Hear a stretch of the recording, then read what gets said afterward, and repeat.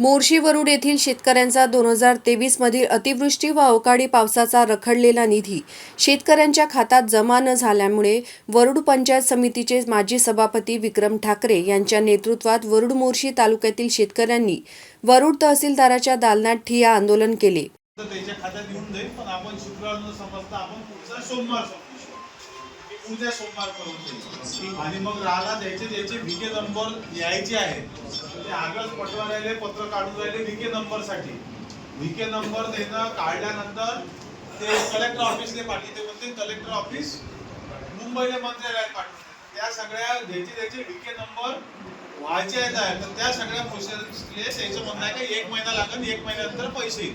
पण ज्याचं ओके आहे त्याला सोमवारपर्यंत पैसे असं आहे. सुमारे 2 तासपर्यंत शेतकऱ्यांनी ठिय्या आंदोलन केले असता येत्या 1 महिन्यात रखडलेल्या अनुदानाची रक्कम शेतकऱ्यांच्या खात्यात वळती करण्यात येणार असल्याची यावेळी माहिती दिली. सन 2023 मध्ये मोर्शी वरुड तालुक्यातील झालेल्या अतिवृष्टी व अवकाळीमुळे शेतकऱ्यांच्या शेतमालाचे मोठ्या प्रमाणात नुकसान झाले होते. त्यानुसार महाराष्ट्र शासनाने अवकाळी व अतिवृष्टीचा नुकसान भरपाईचा निधी मंजूर करून शेतकऱ्यांना केवायसी केल्यानंतर निधी खात्यात जमा करणार असल्याचे सांगण्यात आले होते. मात्र अजूनपर्यंत ही शेतकऱ्यांच्या खात्यात निधी आला नसल्याने विक्रम ठाकरे यांच्या नेतृत्वात आंदोलन करण्यात आले. येत्या 1 महिन्यात शेतकऱ्यांच्या खात्यात निधी वळता करणार असल्याचे यावेळी सांगण्यात आले.